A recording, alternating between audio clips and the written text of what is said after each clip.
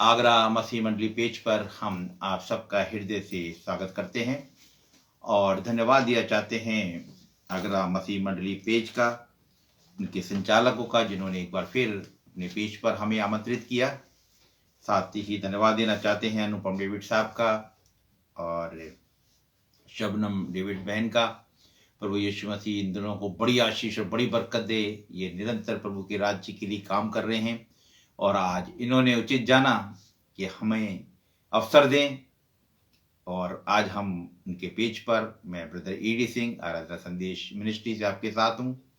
आइए हम आज के वचन की ओर चलेंगे और वचन पाया जाता है मत्ती रचित सुसमाचार और उसका 18वां अध्याय वचन पढ़ेंगे हम और 21 से लेकर 27 वचन तक पढ़ेंगे। मत्ती रचित सुसमाचार उसका 18वां अध्याय 21 वचन से और 27 वचन तक। यहाँ इस प्रकार लिखा है, तब पतरस ने पास आकर उससे कहा, हे प्रभु, यदि तेरा भाई अपराध करता रहे तो मैं कितनी बार उसे यदि मेरा भाई अपराध करता रहे तो मैं कितनी बार उसे क्षमा करूं? क्या 7 बार तक? यीशु ने उससे कहा, मैं तुझसे ये नहीं कहता कि 7 बार तक, वरन 7 बार के 70 गुने तक। इसलिए स्वर्ग का राज्य उस राजा के समान है जिसने अपने दासों से लेखा लेना चाहा। जब वह लेखा लेने लगा तो एक जन उसके सामने लाया गया जो 10,000 तोड़े का कर्जदार था, जबकि चुकाने को उसके पास कुछ ना था। तो उसके स्वामी ने कहा, ये और इसकी पत्नी और बाल बच्चे और जो कुछ इसका है सब बेचा जाए और कर्ज चुका दिया जाए। इस पर दास ने गिरकर उसे प्रणाम किया और कहा, हे स्वामी, धीरज धर, मैं सब कुछ भर दूंगा। तब उस दास के स्वामी ने तरस खाकर उसे छोड़ दिया और उसका कर्ज भी क्षमा कर दिया। परमेश्वर के वचन के पढ़े और सुने जाने पर आशीष हो। आमीन। आइए हम वचन की ओर चलेंगे क्योंकि आज कुछ प्रॉब्लम या तो हमारे सेट में रही या फेसबुक की तरफ से हमारे पेज पे प्रॉब्लम रही, तो हम प्रेजेंट वर्शिप नहीं कर पाए और बहुत देर में कनेक्ट हो पाए हैं। हम सीधे वचन में जाते हैं और वचन की बात करेंगे। आज हम जो बात करना चाहते हैं वो है, आज का विषय है क्षमा। यहां पर देखते हैं हम कि पतरस प्रभु यीशु मसीह से ये प्रश्न करते हैं कि मेरा भाई अपराध करता है तो मैं उसे कितनी बार क्षमा करूं। जबकि इसी बात को जब हम लूका रचित सुसमाचार में देखते हैं, प्रभु यीशु मसीह अपने चेलों से जब बात कर रहे थे तो प्रभु यीशु मसीह ने कहा था कि तू अगर तेरा भाई 7 बार तेरे पास आता है अपने गुनाहों की माफी के लिए तो तू उसे क्षमा कर दे। लेकिन यहाँ पतरस दोबारा इस बात को, प्रश्न को प्रभु यीशु मसीह से पूछते हैं और प्रभु यीशु मसीह इस बात का जवाब देते हैं कि तू 7 के 70 गुना तक क्षमा कर। और आज का विषय है क्षमा। और हम देखते हैं यहाँ एक बड़ी कहानी के माध्यम से एक स्वर्ग राज्य की बात कह के प्रभु यीशु मसीह ने स्वर्ग राज्य के बारे में बहुत से उदाहरण दिए हैं, बहुत सी उपमाएं दी हैं, क्योंकि प्रभु यीशु मसीह स्वर्ग राज्य को बड़ा महत्व दे रहे हैं। अगर हम मत्ती के 6 अध्याय में आ जाते हैं, 13वें अध्याय में, वहां बहुत सी बातों को देखते हैं कि राई के दाने का दृष्टांत है, जंगली बीज का दृष्टांत है, खमीर का दृष्टांत है और छिपे हुए खजाने का, अनमोल मोती का दृष्टांत। इन सब दृष्टांतों को देने का मकसद प्रभु यीशु मसीह का यह है कि स्वर्ग राज्य के बारे में मुझे और आपको बताएं।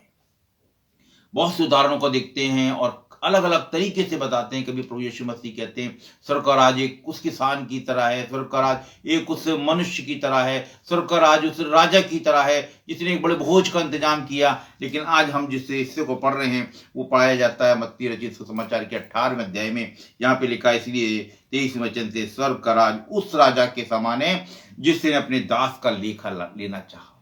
यहाँ एक राजा है जो अपने दासों का लेखा लेना चाहता है कि किस पे कितने का मैं लेनदार हूं। तो वहां पे पता चलता है जब वह लेखा लेने लगा तो एक जन उसके सामने लाया गया जो 10,000 तोड़ों का कर्जदार था। एक ऐसा व्यक्ति था जिसे उस राजा के 10,000 तोड़े भुगतान करने थे। और उस राजा ने, जबकि चुकाने को उसके पास कुछ ना था, तो उसके स्वामी ने कहा यह और उसकी पत्नी और बाल बच्चे और जो कुछ इसका है सब बेचा जाए और कर्ज चुका दिया जाए। एक बहुत बड़ी आज्ञा उस राजा ने उस दास के विरोध में निकाल दी। अगर इसके पास चुकाने को नहीं है तो इसकी पत्नी, इसके बाल बच्चों सबको, जैसे कि पहले दास प्रथा थी, बेच दिए जाते थे। जैसा कि हम यूसुफ के विषय में जानते हैं, यूसुफ को भी इस चांदी के सिक्कों में उनके भाइयों ने इस्माइलियों को बेच दिया था। इस तरीके से किसी भी कीमत पे बेच के वो कर्ज चुकाया जाए जो इस दास के ऊपर है। लेकिन आगे होता क्या है, इस पर उस दास ने गिरकर से प्रणाम किया और कहा, हे स्वामी धीरज धर, मैं सब कुछ भर दूंगा। तब उस दास के स्वामी ने तरस खाकर उसे छोड़ दिया और उसका कर्ज माफ कर दिया। वो व्यक्ति उस राजा के पास आया, गिड़गिड़ाया, प्रणाम किया, तो उसका सारा कर्ज उसने माफ कर दिया। लेकिन आगे जब हम इस दृष्टांत को, इस घटना को हम समझने की कोशिश करते हैं कि जब वो दास वहां से निकलता है और उस दास का भी एक देनदार था और बहुत छोटे से हिस्से का देनदार था। यह हमने देखा था कि इसको तो 10,000 तोड़े चुकाने थे, लेकिन आगे लिखा है, परंतु जब दास बाहर निकला तो उसके संगी दास में से एक उसको मिला जो उसके 100 दीनार का कर्जदार था। केवल 100 दीनार उसे लेने थे। लेकिन इस दास का, जिसको उस राजा ने, उसके स्वामी ने क्षमा कर दिया था, इसने अपने कर्जदार को क्षमा ना किया। लिखा है, उसने पकड़कर उसका गला घोटा और कहा, जो कुछ तुझ पर कर्ज है भर दे। इस पर उस संगी दास ने गिरकर विनती करके कहा, धीरज धर, मैं सब भर दूंगा। जो बात इसने अपने स्वामी राजा से कही थी, वही बात हम देखते हैं कि इसका दास भी इससे कहता है, संगी दास इससे कहता है, लेकिन ये उसकी बातों को नहीं मानता। और आगे लिखा है, उसने ना माना, परंतु जाकर उसे बंदी गृह में डाल दिया। जब तक कर्ज ना भर दे तब तक वहां रहे। इसने इसके साथ बड़ा ही कठोर व्यवहार किया कि उसे बंदी गृह में डाल दिया। एक आदमी को जिसको कर्ज चुकाना है और उसे बंदी गृह में डाल दिया जाए, हम कल्पना कर सकते हैं कि इसने उसके साथ कितना अन्याय किया और उसे कितनी एक बड़े संकट में डाल दिया कि बंदी गृह में रहते हुए उसका कर्ज चुकाए। लेकिन आगे चल के हम देखते हैं कि इन सारी बातों के बारे में राजा को पता चलता है। लिखा, उसके संगी दास ये जो कुछ हुआ था देखकर बहुत उदास हुए और जाकर अपने स्वामी को पूरा हाल बता दिया। ये सारी घटना जो उसने अपने संगी दास के लिए साथ की थी, उसके और जितने साथी लोग थे उन्होंने जाके राजा को बता दिया। अब राजा का न्याय बदल गया। तब उसके स्वामी ने उसे बुलाकर उससे कहा, हे दुष्ट दास, तूने जो मुझसे विनती की तो मैंने तेरा पूरा कर्ज क्षमा कर दिया। इसलिए जैसे मैंने तुझ पर दया की, वैसे क्या तुझे अपने संगी दास पर दया करनी नहीं चाहिए था। और उसके स्वामी ने क्रोध में आकर उसे दंड देने वालों के हाथ में सौंप दिया कि जब तक वे सब कर्ज भर ना दे तब तक उसके साथ उनके हाथ में रहे।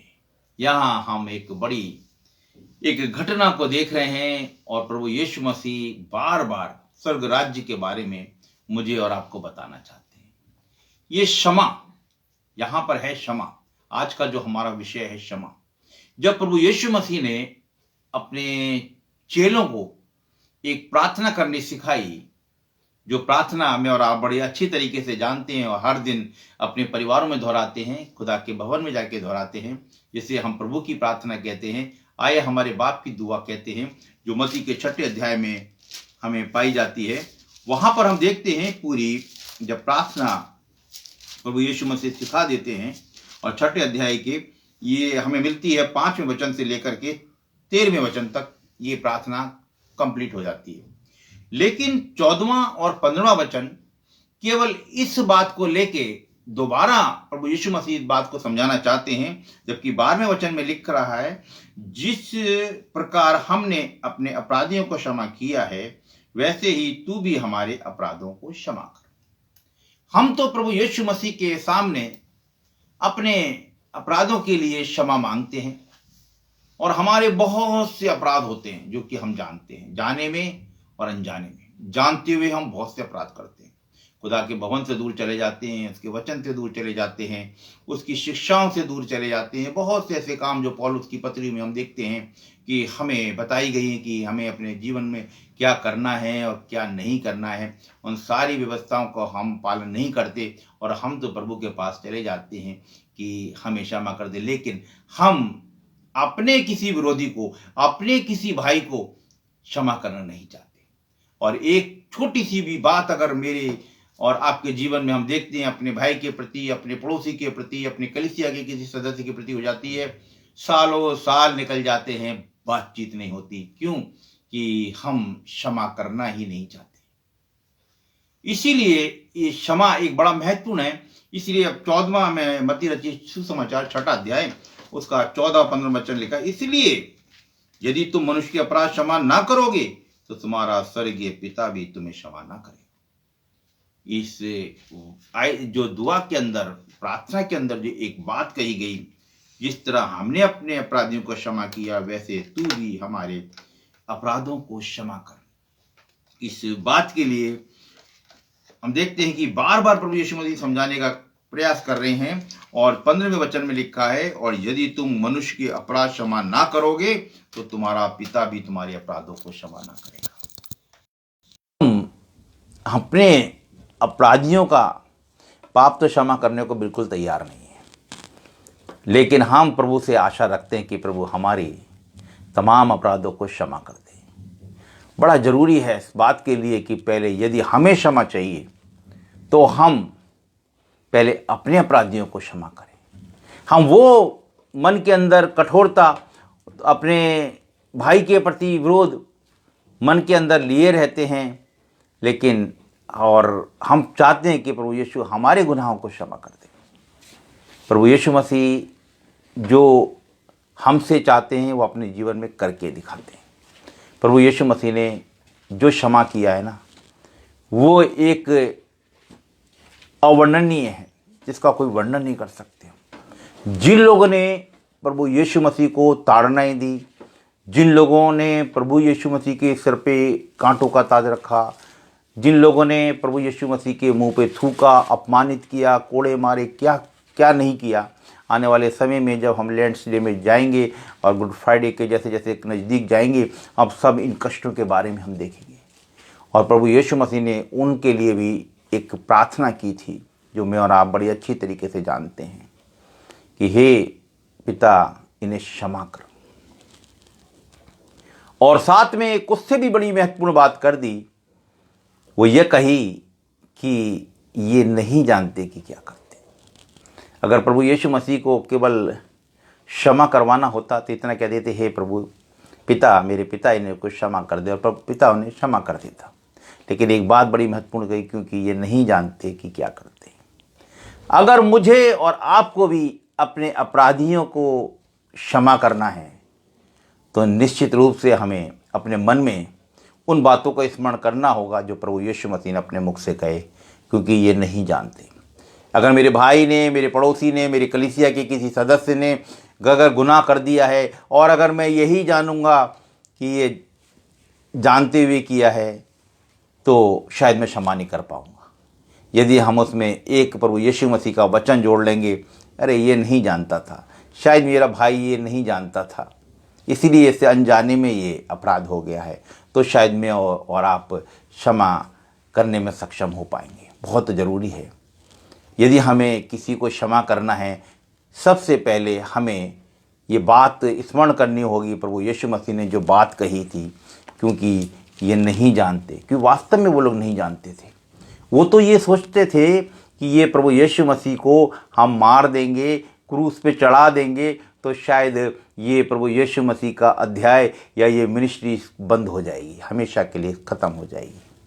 वो लोग नहीं जानते थे ये तीसरे दिन मुर्दों में से जी उठेगा, और इसकी महिमा पहले से अधिक महिमा होगी। आज कितने लोग प्रभु यीशु मसीह के पीछे चल रहे हैं। क्यों चल रहे हैं? कि वो महिमा बहुत बड़ी महिमा है, वो लोग नहीं जानते थे।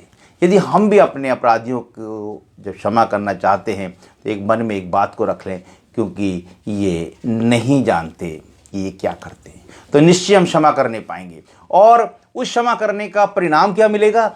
हमारे गुनाह, जो कि बहुत बड़े गुनाह हैं, जो बहुत से गुनाह हैं, परमेश्वर पिता प्रभु यीशु मसीह हमारे गुनाहों को क्षमा कर देगा। और दूसरी बात जो कि हम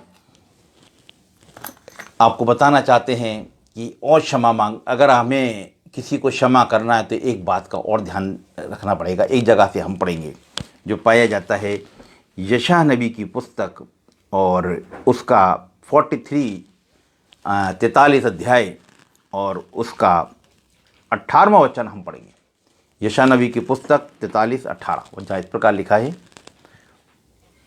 अब बीती हुई घटनाओं को स्मरण मत करो, बीती हुई घटनाओं को स्मरण मत करो, न प्राचीन काल की बातों पर मन लगाओ। न प्राचीन काल की बातों पर मन लगाओ। अगर हम पुरानी बातों को छोड़ेंगे नहीं तो हम किसी को क्षमा नहीं कर पाएंगे। आज हम सालों निकल गए, कई कई परिवार हम देखते हैं 10 साल हो गए साहब, हम उस परिवार में नहीं जाते। क्यों साहब? हमने उनसे कुछ काम कहा था, उन्होंने हमारा काम नहीं किया और आज तक वो उस बात को लिए बैठे हैं और उनके उस छोटी सी बात को क्षमा करने के लिए तैयार नहीं है और जिसके कारण वो पवित्र संगति नहीं कर पा रहे हैं। हम खुदा के भवन के अंदर देखते हैं कई भाई होते हैं, चर्च में आते हैं, आपस में बातचीत नहीं करते हैं और कई भाई तो इसलिए नहीं आते कि फलाना भाई चर्च में आता है इसलिए मैं चर्च में नहीं आऊँगा।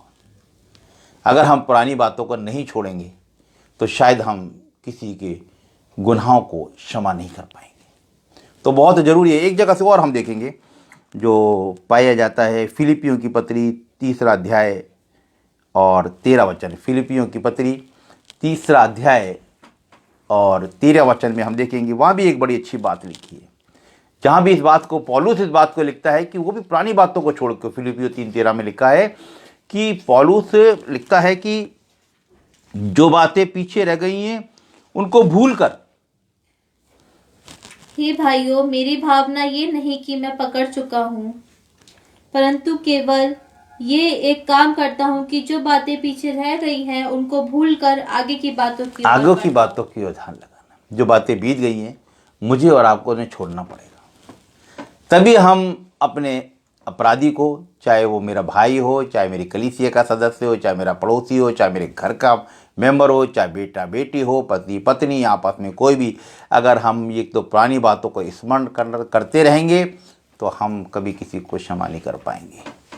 और आज का जो वचन है, जो स्वर्ग राज्य के बारे में प्रभु यीशु मसीह बता रहे हैं, स्वर्ग राज्य में वही प्रवेश करने पाएगा जो पहले अपने अपराधियों को क्षमा करेगा और उसके पास फिर ये रास्ता खुलेगा, क्योंकि लिखा है जैसे हमने अपने अपराधियों को क्षमा किया है वैसे हमारे अपराधों को क्षमा कर, रास्ता तब खुलेगा कि हमारे अपराध क्षमा किए जाएंगे। और एक और बात, यदि हमें प्रभु के सामने जो क्षमा मांगनी है, खाली हमारा मुख से कह देना हे प्रभु तू हमें क्षमा कर दे, क्या काफ़ी है? हम आपस में जब किसी से मनमुटाव हो जाता है, हम आशा रखते हैं हमसे आके केवल सॉरी कह दे, हम क्षमा कर देंगे। सॉरी करने का बड़ा अच्छा तरीका, पश्चाताप करने का एक बड़ा अच्छा तरीका सबसे ज़रूरी है। यदि हमें प्रभु से क्षमा मांगनी है, अपने गुनाहों की हमें क्षमा मांगनी है, तो हमें पश्चाताप करना पड़ेगा। हम वो उस स्त्री के बारे में जानते हैं जिसका वर्णन पापिन स्त्री का है, वो प्रभु यीशु मसीह के चरणों में आके बैठ जाती है और आंसू बहाती है, अपने आंसुओं से उसके पाँव को भिगो देती है। निश्चित रूप से हमें अपने गुनाहों का हमें पश्चाताप करना होगा। केवल हम कहें कि हाँ मैं गुनाह नहीं करूँगा, जैसा कि हम देखते हैं दाऊद कहता है जो अपने अपराधों को मान लेता है, केवल मानना ही काफ़ी नहीं है और उन्हें छोड़ भी देता है, उस पर दया की जाएगी। जैसा कि हमने देखा कि उसने उस पर दया की, उसने झुका, उसको प्रणाम किया और फिर उसने कहा कि मुझे कुछ समय दे दे, तो उस पर दया की गई, उसने उसका सारा कर्जा माफ़ कर दिया। तो हमें पश्चाताप करना है, प्रभु के पास आके अपने गुनाहों को मानना है। जब तक मानेंगे नहीं, पहली बात तो हम लोग मानने को तैयार नहीं है कि मुझसे ये गलती हो गई। गुनाहों को मानेंगे और उसको पश्चाताप करेंगे और उसे छोड़ेंगे भी। ये नहीं कि प्रतिदिन तो गुनाह करो, प्रतिदिन गुनाहों को मान लो, प्रतिदिन क्षमा मांगो, अगला दिन आए फिर उसी बात को दोहराओ। तो ये बहुत ज़रूरी है कि हमें जो क्षमा प्रभु से मांगनी है, बहुत ज़रूरी है कि हम पश्चाताप के साथ हम प्रभु के पास आएँ। हम हिजकिय्याह राजा के बारे में जानते, फूट फूट कर रोया था वो, इस लिखा दीवार की तरफ मुंह करके फूट फूट कर रोया। फिर यहोवा ने उससे कहा, मैंने तेरे आंसू देखे हैं। वो पश्चातापी आंसू उसने देखे थे और उसने उसको गुनाहों को माफ़ किया और उसे उसकी 15 वर्ष उम्र और बढ़ा दी और उसे चंगाई दे दी। बहुत ज़रूरी है मेरे और आपके जीवन में कि हम पश्चातापी जीवन हो मेरा और आपका।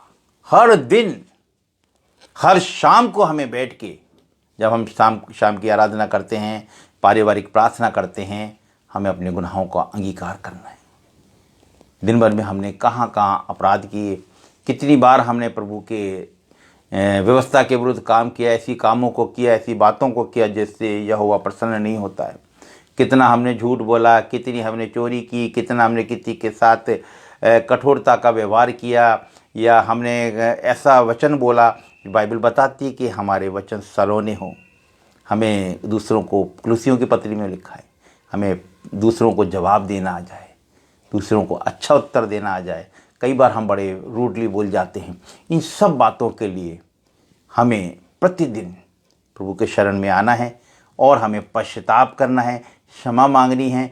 और जब हम इसी तरह, हमें ये एक सिस्टम है, हमें दूसरों के अपराधों को क्षमा करना है और हमें प्रभु से क्षमा मांगनी है, तभी हमें क्षमा मिलेगी। लिखा है मरकुस के 11वें अध्याय में, जब भी तू खड़ा होकर प्रार्थना करे तो तेरे मन में अगर तेरे भाई के प्रति कोई विरोध हो तो पहले तू उसको दूर कर दे, उसके बाद तू खड़े होकर प्रार्थना कर। और वहीं लिखा बड़ी विश्वास की प्रार्थना की, और जो प्रार्थना करे तो तू प्रतिति कर ले कि जो कुछ तूने मांगा है तुझे वो मिल जाएगा। बहुत सी बातों को हम देखते हैं कि प्रभु यीशु मसीह ने अपना जीवन एक क्षमा से भरा जीवन था, और वो मेरे और आपके लिए था कि मेरे आपके जीवन में दूसरों के प्रति आज बहुत ज़रूरत है। आज कलीसियाएँ बहुत, हम देखते हैं कि कलीसियाओं के अंदर गैदरिंग कम होती जा रही है। हाँ, त्योहारों पे हमारे चर्च पूरे भर जाते हैं, धीरे धीरे कम होने लगते हैं।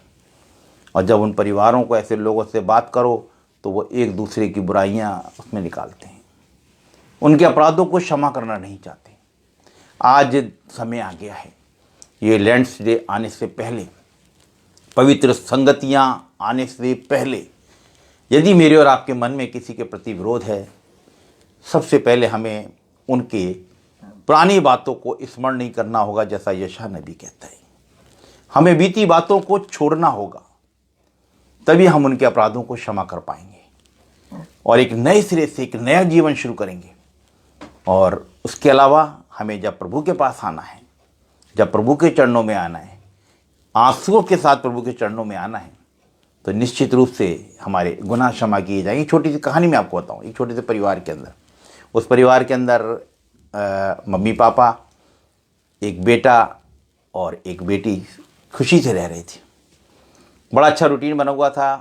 पापा जब शाम को ड्यूटी से आते, बेटी दौड़ती हुई आती, पापा की गोद में चढ़ जाती, और फिर एक कप था पापा का फेवरेट, बड़ा कप। मेरे पास भी एक बड़ा कप है। उसी तरह उनके पापा के पास एक बड़ा कप था, वो डेली उसमें चाय पिया करते थे और बड़ा खुशी का समय चल रहा था। और होता ऐसा है कि एक दिन उस बेटी के हाथ से वो कप टूट जाता है। उसका भाई उसे बहुत चिढ़ाता है, आज पापा को आने दे, आज तेरी डांट पड़वाऊंगा मैं कि तूने वो पापा का फेवरेट कप तोड़ दिया। और वो पूरे दिन बेचारी बड़ी चिंतित रहती है, बड़ी उदास रहती है। पापा घर में आते हैं। आज वो बेटी हंसती हुई दौड़ती हुई पापा की गोदी में नहीं आई, बल्कि पास में आके वो रोने लगी, बहुत रोने लगी। पापा ने पूछा, क्या हो गया बेटा, आज हमारी बेटी की आंखों में आंसू? उसने कहा, पापा मेरे से गलती हो गई। ने कहा, क्या? वो जो आपका फेवरेट कप था वो मुझसे टूट गया। तो पापा ने कहा, इसमें इतना दुखी होने की क्या बात है, तूने मान लिया, कोई बात नहीं, नया कप आ जाएगा। और पापा ने उसे क्षमा कर दिया। इसी तरह यदि हम अपने आंसुओं के साथ अपने गुनाहों को तो माने, परमेश्वर पिता क्षमा करने के लिए हमेशा तैयार है। बाइबल हमें बार बार बताती है, फिर जाओ, लौट के आओ। ओढ़ाऊ पुत्र की कहानी को हम बहुत अच्छी तरीके से जानते हैं, बहुत प्रचार को सुना है हमने कि उसने अपने गुनाहों को मान लिया कि मैंने स्वर्ग में पिता के और तेरे विरुद्ध मैंने पाप किया है, मैंने गुनाह किया है। और वो पिता जो कि परमेश्वर पिता को दर्शाता है उसे सीने से लगा लेता है, और न केवल सीने से लगा लेता है, उसके पाँव में जूतियाँ, उसके हाथ में अंगूठी, नए वस्त्र और एक बड़ा भोज करता है। बहुत सी आशीषें आज मेरे और आपके लिए प्रभु के पास हैं। हम अपने गुनाहों को तो माने, हम पश्चाताप तो करें, हम अपने अपराधियों के गुनाहों को क्षमा तो करें, लेकिन हम बड़े हठीले हो चुके हैं। वो इज़राइलियों की तरह हम हठीले हो चुके हैं। यहोवा के कामों को देखते हैं। उन्होंने कहा, यहोवा के कामों को देखा था। उन्होंने समुद्र को दो भाग होते देखा था। उन्होंने आत्मिक भोजन खाया था और उन्होंने आसमान से मन्ना बरसता देखा था। उन्होंने चट्टान से पानी को निकलते देखा था। सब कुछ उन्होंने देखा था, लेकिन बार बार वो अपने मनों को कठोर करते थे। हम भी प्रभु की बड़ी बड़ी आशीषों को देखते हैं, अपने परिवारों के अंदर खुशियों को देखते हैं। हम अपने देश के अंदर पिछले 2 वर्षों के अंदर जो पेंडेमिक की स्थिति थी उसको देखते हैं, और देशों की अपेक्षा हमारा देश बहुत अच्छे हालत में पाया गया। लेकिन आज भी हम कठोर बने बैठे हैं। हम अपने पापों को मानने को तैयार नहीं हैं।